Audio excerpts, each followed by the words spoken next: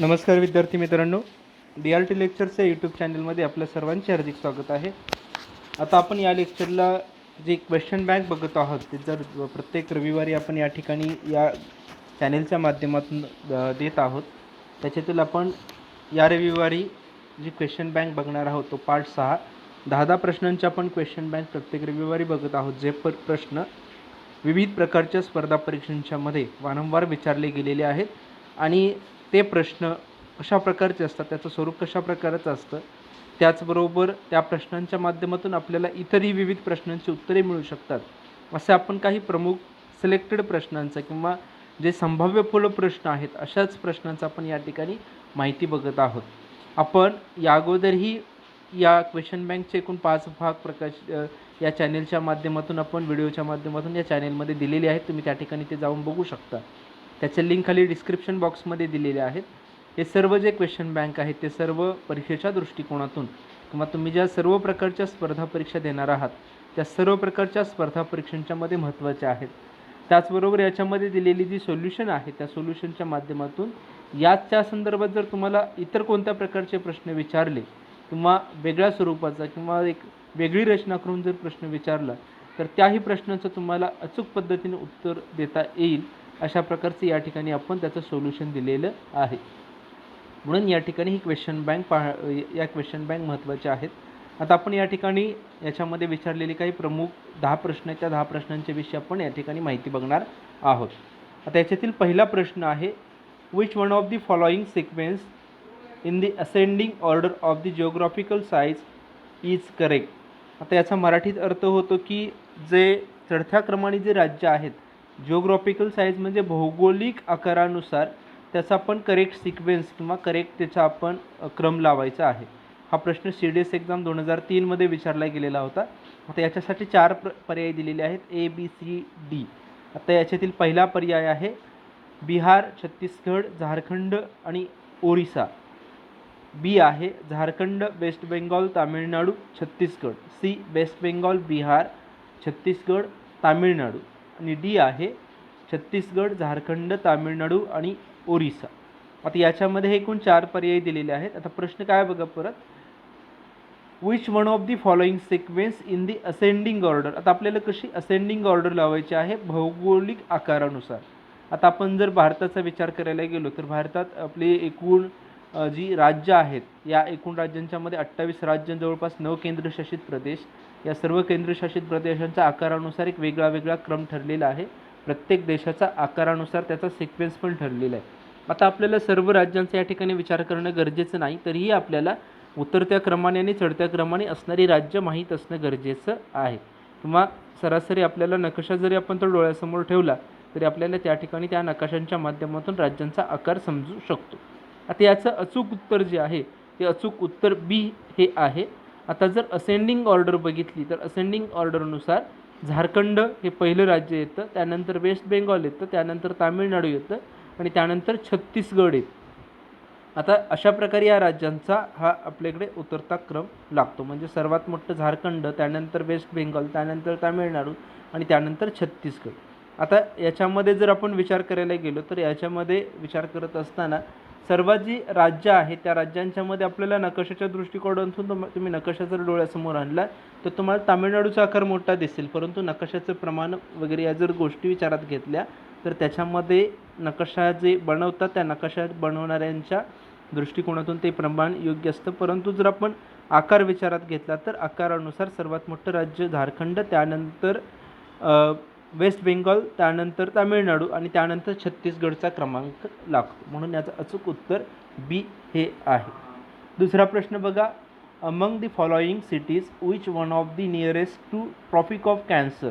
आता खालीलपैकी कोणत्या सिटीज म्हणजे शहर हे ट्रॉपिक ऑफ कॅन्सरच्या जवळ आहे. आता आपल्या भारतातून जे महत्त्वाचं कर्कवृत्त गेलेलं आहे, एकूण आपल्या पृथ्वीवरती असणारी जी प्रमुख 5 वृत्त, या 5 वृत्तांच्या मधील आपल्या भारताच्या दक्षिणेला, म्हणजे ज्या भारतातून जात नाही पण दक्षिणेला आहे ते विषुववृत्त, उत्तरेला असणारं कर्कवृत्त आणि दक्षिणेला विषुववृत्ताच्या खाली असणारं मकरवृत्त. आता आपल्या भारताच्या मध्यातून गेलेलं जे आहे ते कर्कवृत्त, कर्कवृत्तालाच इंग्रजीमध्ये ट्रॉपिक ऑफ कॅन्सर असं म्हणतात.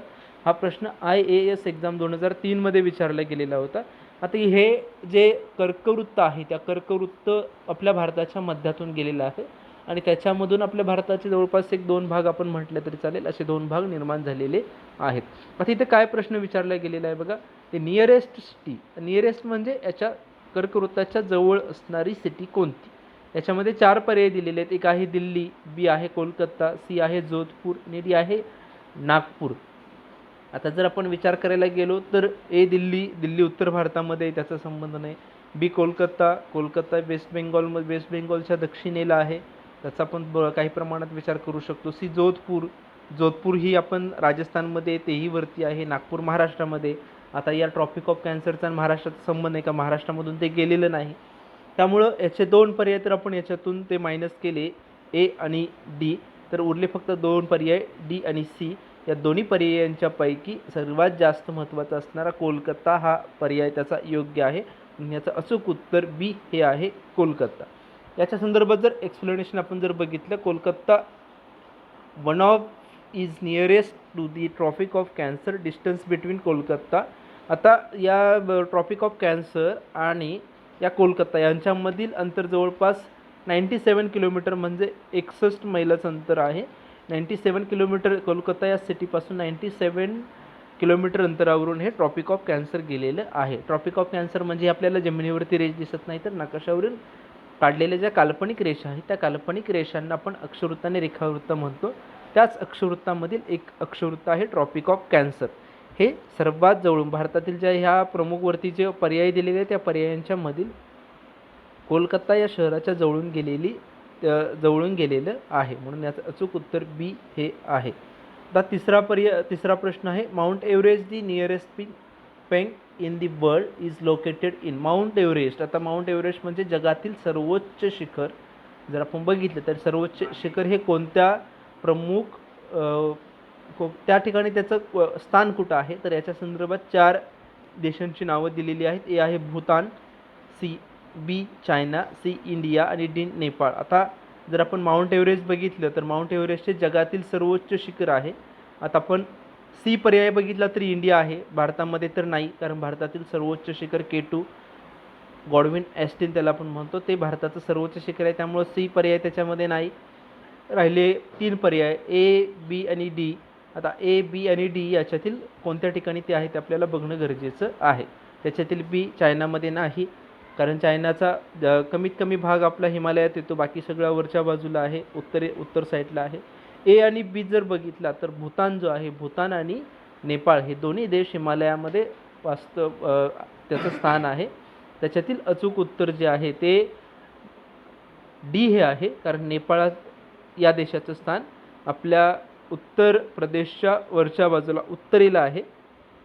त्यामुळे नेपाळ या देशामध्ये या माउंट एव्हरेस्ट जगातील सर्वोच्च जे शिखर आहे त्या सर्वोच्च शिखराचं स्थान आहे, म्हणून याचं अचूक उत्तर हे बी आहे. आता परीक्षेच्या संदर्भामध्ये ज्यावेळेला तुम्हाला एखादा असा प्रश्न विचारला जाईल त्यावेळेला तुमच्या दृष्टिकोनातून जे पर्याय सर्वप्रथम तुम्हाला अयोग्य वाटतात त्या पर्यायांना तुम्ही त्या ठिकाणी बाजूला ठेवून जे उरलेले पर्याय असतील त्यांच्यावरती विचार करणं गरजेचं आहे. त्याच्या माध्यमातून तुम्हाला ते प्रश्न व्यवस्थित त्या प्रश्नाचं अचूक उत्तर तुम्हाला त्या ठिकाणी सांगता येईल किंवा लिहिता येईल. आता याच्या संदर्भात एक्सप्लेनेशन जर बघितलं तर नेपाळ रिचिंग दी 29,029 फीट. आता हे जे माउंट एव्हरेस्ट जे आहे ते माउंट एव्हरेस्ट बघा 29,029 फीट आणि मीटर्समध्ये बघितलं तर 8,848 metres above sea level. Mount Everest is the highest mountain on earth, located in the Mahalangur section of the Himalayas. The mountain summit started of the border separating China. आता China आणि नेपाळ आणि भारत यांच्यामधील जे border आहे ते सेपरेट करण्याचं काम या माउंट एव्हरेस्टने केलेलं आहे. जगातील सर्वात उंच शिखर म्हणून याचा उल्लेख केला जातो. 8,848 मीटर एवढी याची उंची आहे. आता याची उंचीही परीक्षेमध्ये विचारली जाऊ शकते, फीटमध्ये पण विचारली जाऊ शकते, त्यामुळे दोन्ही ठिकाणी लक्षात ठेवताना तुम्हाला इथं सोपं आहे, तुम्हाला एकदा जरी बघितलं तर ते समजू शकतो. तुम्हाला 29 हा नंबर लक्षात ठेवायचा आणि 8 नंबर लक्षात ठेवायचा. 29,029 फीट आणि 444, 888 आणि मध्ये 4 मीटर्स, म्हणजे मीटर्समध्ये फीट्समध्ये सांगताना तुम्हाला त्याची हाईट बरोबर लक्षात राहील.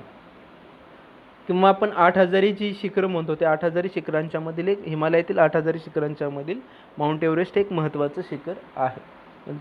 म्हणून या ठिकाणी याचं स्थान जे आहे ते याचं स्थान नेपाळ या देशामध्ये असलेलं आपल्याला पाहायला मिळतं.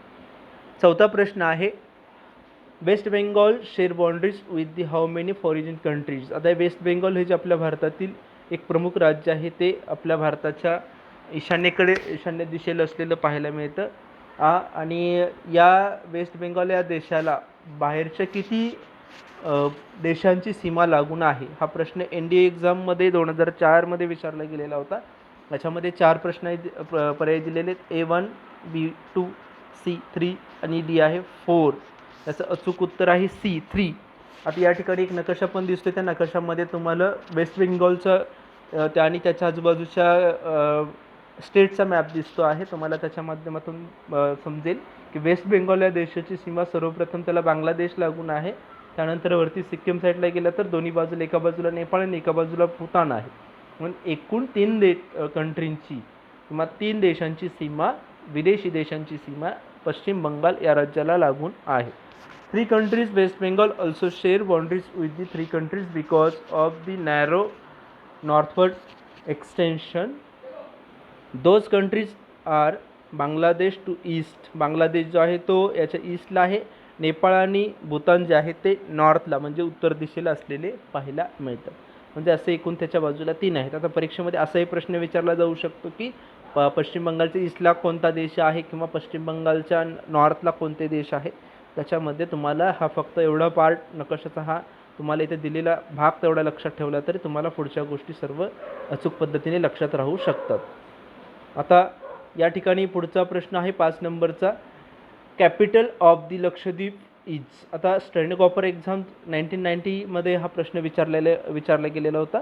तर लक्षद्वीपचं कॅपिटल कोणतं आहे. आता लक्षद्वीप जर आपण बघितलं तर आपल्या भारतातील जे केंद्रशासित प्रदेश आहेत, युनियन टेरिटरी, याच्यामधील लक्षद्वीप हा एक महत्त्वाचा भाग आहे. लक्षद्वीपमधील असणारं त्याचं एक महत्त्वाचं जे ठिकाण आहे ते महत्त्वाचं ठिकाण म्हणजे त्याचं कॅपिटल, राजधानी जे आपण म्हणतो ती राजधानी कोणती आहे. याच्यासाठी 4 पर्याय दिलेले आहेत, A port Blair, B Silvassa, C Harrisburg आणि D आहे करवत्ती. आता या ठिकाणी याचं अचूक उत्तर आहे D करवत्ती. कारण करवत्ती हे जे ठिकाण आहे ते ठिकाण लक्षद्वीप या राज्याची राजधानी आहे. कारण याच्यामध्ये बाकीचे जे पर्याय आहेत ते बाकीचे पर्याय या राज्यांना लागू होत नाहीत, कारण त्या बाकीच्या दुसऱ्या केंद्रशासित प्रदेशांच्या राजधानी आहेत. याच्या संदर्भामध्ये असे तुम्हाला कन्फ्युजन करणारे प्रश्न विचारले जाऊ शकतात. 6वा प्रश्न आहे, which one of the following mountain peaks of the Himalaya is not in India. आता खाली काही प्रमुख शिखरांची, पर्वत शिखरांची नावं दिलेली आहेत.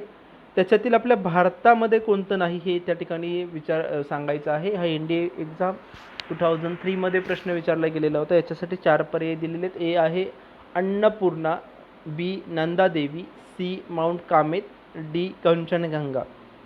आता याच्यासाठी जर एक्सप्लेनेशन बघितलं तर बघा, Nanda Devi is located in Kamoli, Uttarakhand. Mount Kamet is located in Uttarakhand. Kanchenjunga is situated in eastern part of Nepal, म्हणजे ते आपल्या भारताच्या सीमेवरती, भारत आणि नेपाळच्या सीमेवरती आहे. आणि Annapurna is located in Nepal. Annapurna हे जे आहे अन्नपूर्णा पूर्णपणे नेपाळमध्ये स्थित आहे. म्हणून त्या आपल्या भारतामध्ये नसणाऱ्या ज्या प्रमुख पर्वत शिखर आहेत याच्यामधील अन्नपूर्णा हे याचं अचूक उत्तर आहे. कारण नंदादेवी हे आपल्या भारतातच आहे, माउंट कामेत हे सुद्धा भारतात आहे, कंचनगंगा हे सुद्धा आपल्या भारतातील आहे. कंचनगंगा हे आपल्या भारतातील 2ऱ्या क्रमांकाचं पर्वत शिखर, उंच पर्वत शिखर आहे. म्हणून आता आपल्याला या ठिकाणी A हा अचूक त्याचं उत्तर आहे की अन्नपूर्णा हे जे आहे ते आपल्या भारतात नसलेले एक महत्त्वाचं पर्वत शिखर आहे. 7वा प्रश्न काय बघा, ती second highest peak in the world is.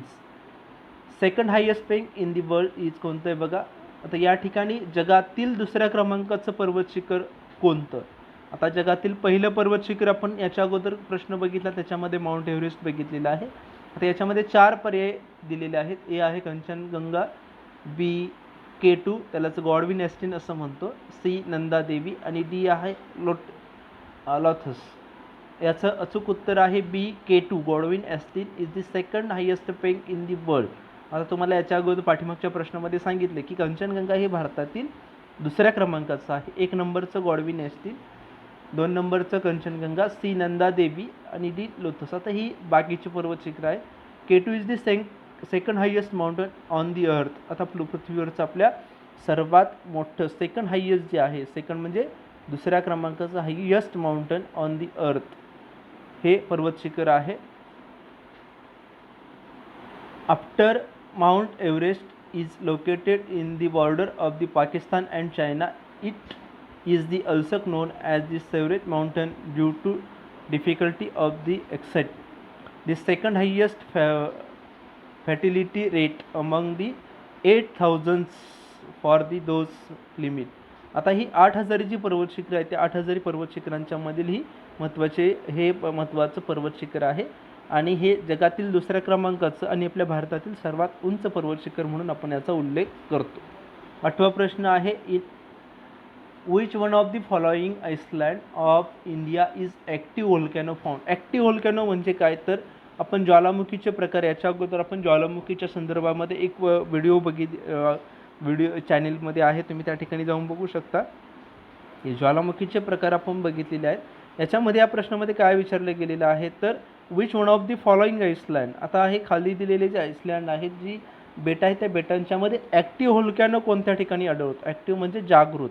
हा प्रश्न CDS एक्झाम 2009 विचारला गेलेला होता. याच्यासाठी 4 पर्याय दिलेले आहेत. एक कार निकोबार आइसलँड, बी नॅनकोरी आइसलँड, बॅरन आइसलँड आणि मायाबंदर आइसलँड. आता याचं अचूक उत्तर आहे बॅरन. आता आपल्या भारतातील सर्वात जागृत ज्वालामुखी असणारं एक ठिकाण आहे, ते म्हणजे बॅरन बेट जे आहेत, जी आपल्या अंदमान निकोबार बेटांच्या साईडला आहे, ती बॅरन बेट आहे. याच्यामध्ये असणारा जागृत ज्वालामुखी आहे, तो ॲक्टिव्ह ज्वालामुखी सगळं आपल्या भारतात ओळखला जातो. Barren island, one of the most easterly of the Andaman island, is the only confirm the active volcano in India. आता एकच आहे तो ॲक्टिव्ह व्होल्कॅनो आपल्या भारतातील आहे, तो म्हणजे बॅरन आइसलँड. 9 नंबरचा प्रश्न आहे, which one of the following longitude determines the Indian standard time. आपल्या भारतातील जे इंडियन स्टँडर्ड टाईम आहे, म्हणजे आपल्या भारतातील आपण जे टाईम ठरवतो, ते टाईम कोणत्या रेषेच्या माध्यमातून ग्राह्य धरलं जातं. आपण जर बघितलं तर जगाची जी प्रमाण वेळ रेषा आहे, ती ग्रीनिच रेखावृत्तावरून ठरवलेली आहे, कारण तिथं 0 हे रेखावृत्त आहे. आणि आपल्या भारतातील जी स्टँडर्ड टाईम आहे, लॉंगिट्यूड आणि लॅटिट्यूड, याच्यातील जी लॉंगिट्यूड आहे आपल्या भारतातील, ती कोणती आहे आणि त्याच्यावरून भारताची जी टाईम झोन ठरवलेला आहे तो कोणता आहे. याच्यामध्ये काही हे दिलेले आहेत, काही प्रमुख रेखावृत्तांची नावं दिलेली आहेत किंवा त्याचे अंतर दिलेलं आहे. ए आहे 85.5 degree east, 86.5 degree east. C आहे 84.5 डिग्री ईस्ट आणि डी आहे 82.5 डिग्री ईस्ट. याचं अचूक उत्तर आहे किंवा राईट आन्सर आहे डी 82.5 डिग्री ईस्ट. आता 82.5 degree east longitude determine the Indian standard time is the 5.5 hours, म्हणजे 5 तास आणि 30 मिनिटे. हे ग्रीनिच रेखावृत्तापासून बाजूला आहे, म्हणून त्या ठिकाणी आपल्या भारताची जी प्रमाण वेळ रेषा आहे, ती आपण या 82.5 अंश रेखावृत्तावरून आपण ती ठरवली गेलेली आहे, म्हणून ती आपल्या भारताचं जे स्टँडर्ड टाईम आहे, या रेखावृत्ताच्या माध्यमातून आपल्याला सांगता येतं. 10वा प्रश्न आहे, in India how many state share the coastal line. आता जे आपल्या भारतातील, हा प्रश्न IAS एक्झाम 2008 विचारला गेलेला होता. इन इंडिया, आता आपल्या भारतातील how many state share the coastal line. आता कोस्टल लाईन म्हणजे समुद्र किनाऱ्याला लागून असणारी आपल्या भारतातील किती राज्य आहेत. आता याच्यामध्ये काही प्रश्न, हा प्रश्न जर थोडंसं फसवा, याच्यामध्ये तुम्हाला योग्य विचार करून त्याचं उत्तर द्यावं लागतं. जेवढं आपण प्रश्न म्हणतो तेवढे त्या ठिकाणी सोपे नसतात. आता याच्यातील 4 पर्याय दिलेत. ए आहे 7 स्टेट, बी 8, सी 9 आणि डी आहे 10. याचं राईट आन्सर आहे सी 9 स्टेट. तुम्ही म्हणाल 9 राज्य कशी आहे, तुम्ही जर गुजरातपासून जर तिकडं पश्चिम बंगालपर्यंत जर मोजत गेला तर तुम्हाला तेवढी दिसणार नाहीत, तुम्ही म्हणाल कमी आहेत आणि इथे जास्त दिलेले आहे. तर सी याचं अचूक उत्तर नाही का बघा, the total coastline of the India measures about the 7,517 kilometre which is the distributed among the 9 coastal line states and 4 union territories and among the entire coastal line Indian falls within the tropics. The 9 coastal line states are Gujarat, Maharashtra, Goa, Karnataka, Kerala, Tamil Nadu, Andhra Pradesh, Odisha and West Bengal. असं एकूण 9 राज्यांची सीमा या ठिकाणी या समुद्रकिनाऱ्याला लागून आहे, म्हणून याचं अचूक उत्तर 9 हे आहे. आता या ठिकाणी आपण अशा प्रकारची एक क्वेश्चन बँक 10 प्रश्नांची बघितलेली आहेत. पुढच्या रविवारी अशीच बघणार आहोत. तर याच्या संदर्भात जर तुमच्या काही शंका असतील तर त्या तुम्ही कमेंट बॉक्समध्ये लिहू शकता. व्हिडिओ आवडल्यास लाईक करा, शेअर करा, त्याचबरोबर जास्तीत जास्त सबस्क्राईब करा आणि बेल आयकॉनवर प्रेस करा, म्हणजे तुम्हाला यानंतर येणारे नवीन व्हिडिओ तुम्हाला अभ्यासता येतील. थँक्यू.